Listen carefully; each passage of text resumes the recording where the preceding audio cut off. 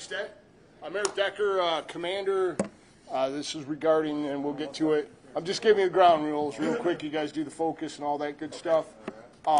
Regarding the drag racing drifting and drifting that was on TV the other day, we have made one arrest on that and impounded one of the vehicles involved. I'm not 100% sure what all that's being released, and that's an above-me decision. But quite frankly, it's a very active investigation. So I'm not sure how much I'd rather give you none and would have waited to tell everybody, but, you know, they do want to put it out. So that's just my ground rules. Any questions going to come up that I hate looking stupid. And I have one other rule. You make me look stupid on the news and you will never talk to me again. You can ask every single other reporter that's ever talked to me. I give you once, and I'll be like, I don't have to do these necessarily, and sometimes they almost force me. Make you look stupid? I mean, other than I look stupid normally, but, you know, stupid questions that are, you know, or the best ones are, you know, we'll talk for 5 minutes, and you cut the worst 15 seconds out of it, and it just looks like I'm a total idiot. And, you know, I've had that blamed on, oh, that's my manager. Well, you work for him. It's all you in there. So. Oh, well, it's probably not going to look good then. They're going to go, he's an honest guy, an idiot, but he's an honest guy. Okay, everybody's good with that? Nothing too horrendous off the hook? Okay. Tell me when you guys are ready. Well, just go from there. Okay, Eric, E-R-I-C, Decker, D-E-C-K-E-R. I'm a commander, Detroit Police Department, organized crime. I just wanted to just turn this up real quick. Okay, we're good. Okay. So we understand there was an arrest. You can walk us through what has led up to this arrest. Okay, well, a little background as we're aware there's an incident in the 8th Precinct early Sunday morning. It came to my attention, was given to me, so I am the commander of the Organized Crime Division, Detroit Police. Over the course of last summer, units under my direction kind of contained the drag racing drifting for the city of Detroit. Basically every weekend I had details out there.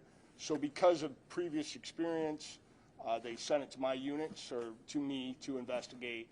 My officers, because they're involved for basically since last March until November, we ran details every weekend. They have a lot of intimate knowledge, know some of these people, know some of these vehicles, and they're also some phenomenal investigators. So when it came to us, we started looking into this. A lot of video out there, some help from our citizens, and hopefully more to identify these individuals that were out there just causing havoc in the streets of Detroit. One person was positively identified. He has been arrested. A search warrant was executed at his home, and one of those vehicles out there, focused vehicles out there, has been removed and is currently impounded with the city of Detroit. It will continue. Phenomenal investigators. A lot of officers that have very intimate knowledge, and we're going to use every resource and love the community's help. I mean, they probably know who's out there drag racing drifting, who was specifically out there that night. Love their help. Can you help us understand, when we looked at the video of all of these people drag racing, a lot of people commented that there were police standing there or sitting there in their cars doing nothing. I don't know how true that is, but can you speak to that? Because I don't know if you've seen a lot of that. And I've watched a little bit of the videos. Could have been done something then. They were sitting there and did nothing. Yeah, I don't like to second guess officers. I wasn't personally there. I watched some of the videos from the scout cars and other relevant video in there, and there was certainly Detroit police officers at that location for a time that was going on. I think it was probably the dangers to them. What exactly do you do? Do you pull a police car in front of them and get hit at somebody, you know, going in this horrendous circle with all the G-forces, and then that goes someplace else, or that car tries to avert, and now you have people standing out there, you have other vehicles. Really dangerous instant going on in there. To say they did nothing, that's a speculative, and I wasn't there. I'm not saying they did. Yeah, but absolutely, and I can understand hey, that. What are they doing? They're just sitting there. And then you get into another. My mindset's 26 and a half years on the job, maybe a little older than some, and might have come up with a different, maybe a more aggressive tactic, or, I don't want to say specifically it's all speculative of what I may or may not done, but another more aggressive officer moves in and, big accidents, and then the rhetoric is, why did the police do that? So it's kind of a no-win position at that time. Fortunately, in this specific incident, no one was injured. Not in the past. We've had people killed doing this drag racing drifting. We've had officers that were hit by cars. We have officers, unfortunately, fire shots at people. Very similar circumstances. And then when you look nationwide, people are dying because of this. It's not just, we're spinning around. People are dying because of this type of activity. It's that serious. And Detroit Police Department takes it very serious. Again, they sent it directly to me. I was called in on Monday morning to go, hey, we got a problem. It's drag racing drifting. It's kind of under your preview, and we need it investigated, and we are going to continue. I have some of the best people that work for me on this, and we have a lot of video assets in the city. I mean, just those scout cars themselves. And then we got a great public. I know people out there right now know exactly who these, try not to call them idiots, but idiots are out there spinning around in the middle of the street. They can help us out also. And we have a great partnership with our community, and I expect that. We'll follow up on it. There's, I'm sure you guys have watched the videos that were published there. There's quite a few people involved in it. So we're going to relentlessly try to track them all down, take some cars from them, and there's some criminal charges applicable to several people. So I'm sorry, just to button that up, you're saying that the officers were there made a judgment to not escalate and just kind of let them do their thing and then figure out how to best remedy the situation? Or because maybe in other instances, maybe if it's just two of them versus a bunch of people, it could have maybe gone sideways real quick? Or? Well, I mean, I didn't say all that. I don't know. I haven't talked to the officers. I don't personally know the officers involved. They're from the 8th Precinct. I don't know what was going through their mind at the time.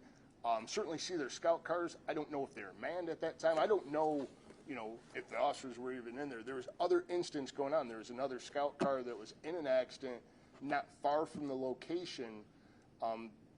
Best of my understanding, somebody turned away, basically afraid for their safety because of all these cars, spinning around the intersection, and then you turned and abruptly tried to leave that area for their own safety, hitting a scout car coming to that. So, the scout cars that you can see on what was put out to the media, the clip that came through Instagram, I can't tell you if that car was actually manned, if those officers were out on foot rendering aid to people that were injured, police officers and other people, and there was no serious injury, thank you, on that part. But, just another event. And again, it's very speculative of what they saw, what they're doing, and I haven't talked to them, don't know them personally.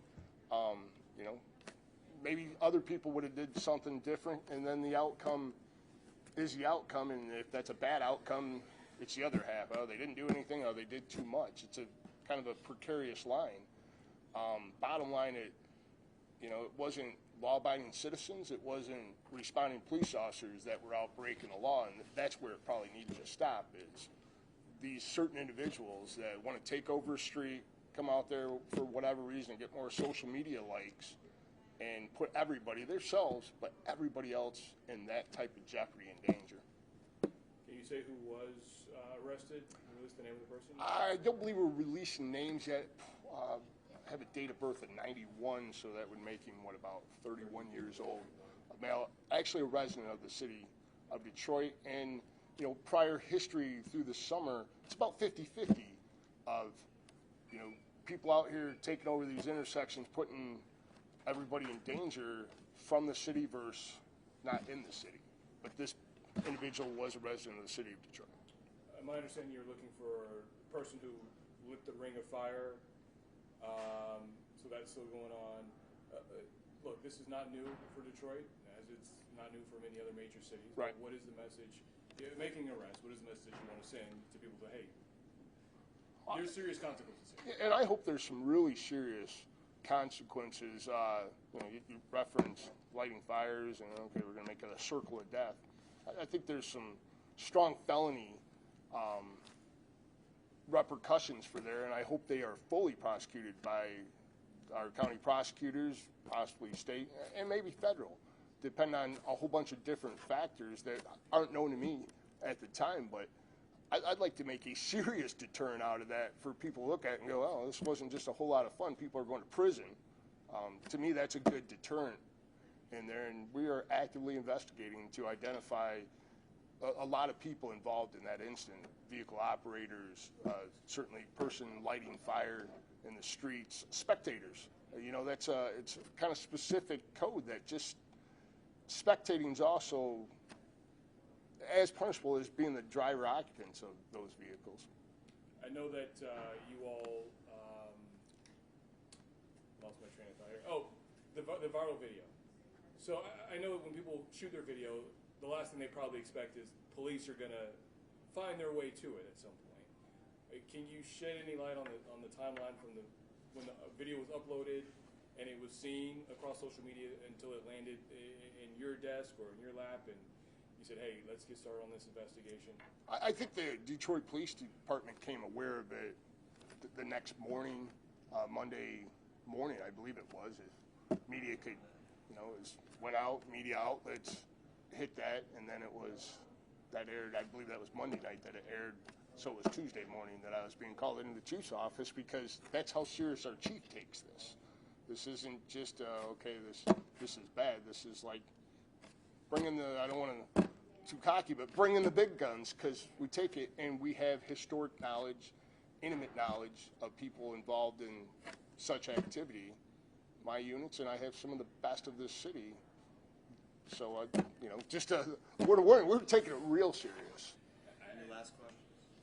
Yeah, having a relationship with the community, is there a place that people who want to do this legally, is there a place that they can go? Not that I'm aware of. You know, we've done several articles over the summer. Myself, I've done several articles regarding it, and I believe Milan is the closest place.